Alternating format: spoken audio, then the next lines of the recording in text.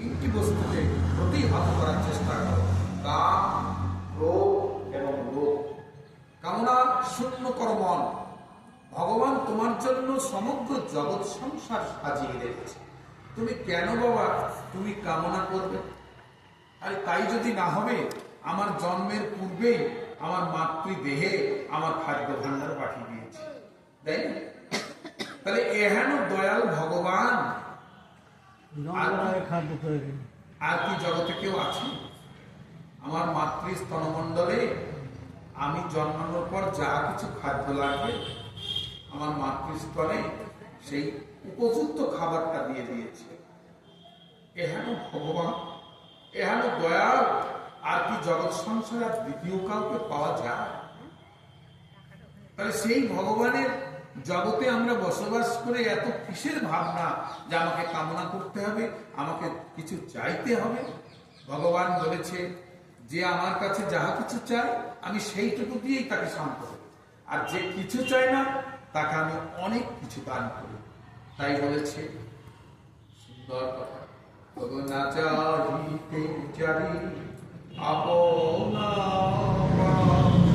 চাহিব কাছে, না চাহিতে চারি আপনা। না চাইলেই যখন তাকেই পাওয়া যায়, তার কাছে আর কি চাইব? কি চাওয়ার আছে আমাদের? আমাদের তো কিছু চাইবার নেই। ভগবান বললেন, হে জগৎবাসী, আমি তোমাদের কাছে কিছু চাই না, যেহেতু তোমাদের দেবার মতো কিছু নাই। এই জগতে যাহা কিছু সবই তো আমার দেওয়া, আমার, তাই আমাকে দেবে, এতে তোমার কৃপণতা কেন? শুধু তোমাদের কাছে আমি একটি দ্রব্য চাই, সেই দ্রব্য আর কিছু নয়। তোমরা দিনান্তে হলেও, সারাদিন অন্তে হলেও একবারের জন্য দুটো নয়ন দিয়েছি, ওই দুটো নয়নের জল দিয়ে কৃষ্ণ প্রাণ কৃষ্ণ বলে যে জনার চরণে দুই বিন্দু জল ঢেলে দেয়, আমি যে তাদের জন্মের মতো তাদের কাছে বিকাই যাই গো। আমি জন্মের মতো। ভগবান বললেন, যে জন একটিবারের জন্য দুটো নয়নের জল দিয়ে কৃষ্ণ প্রাণ কৃষ্ণ তোমার হলাম বলে আর গোবিন্দ চরণে প্রাণ সদনে বলো, আমি যে তাদের কাছে জন্মের মতো বিকাইয়ে যাই গো।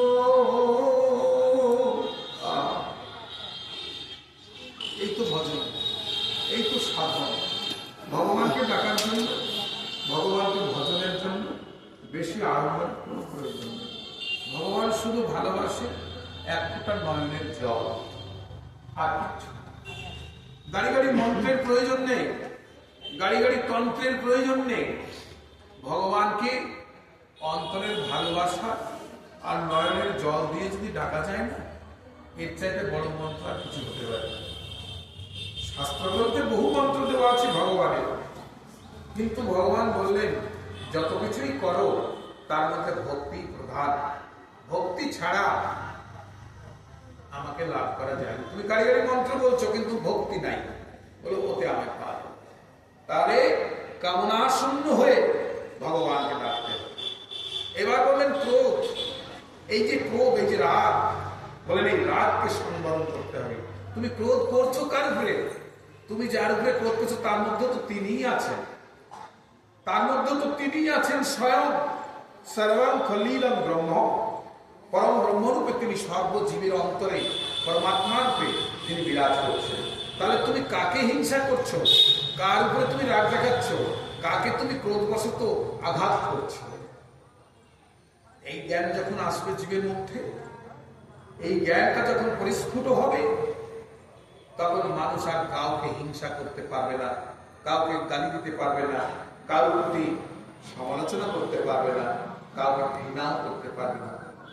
কেননা শাস্ত্রে বলেছে ভগবত ভক্তিহীনস্য জাতি ধর্ম জপস্তব অপ্রণশ্যৈব দেহস্য মণ্ডনম লোকরঞ্জনম।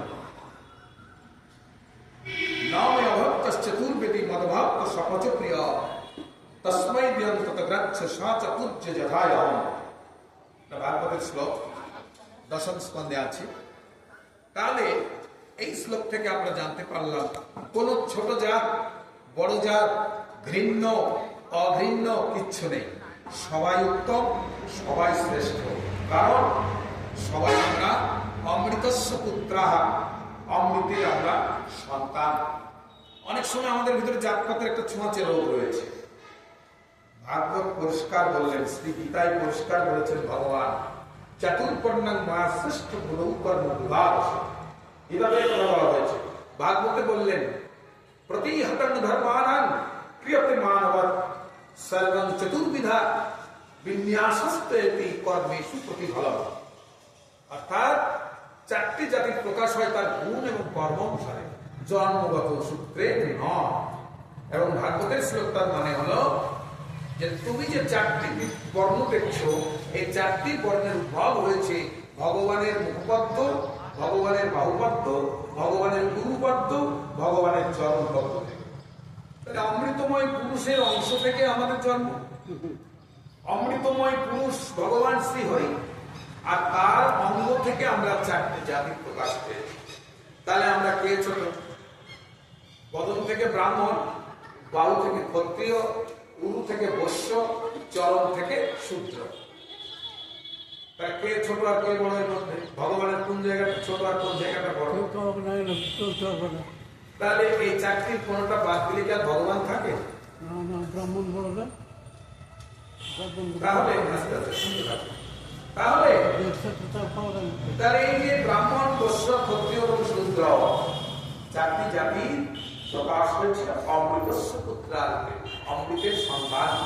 আমরা সবাই অমৃতের সন্তান, কেউ ছোট জাত নয়, কেউ বড় জাত নয়। তবে হ্যাঁ, তবে একটি কথা কি যে বললেন, সেই মানুষটিকে শূদ্রাধম বলা হয় যে মানুষটির পাপ কর্মে লিপ্ত থাকে, যে হিংসা করে, যে ঘৃণা করে, যে লোভ করে, যে পরচর্চা করে, যে পরনিন্দা করে, তাকে শূদ্র বলা হয়। সে ব্রাহ্মণ জন্ম নিলেও সে শূদ্র।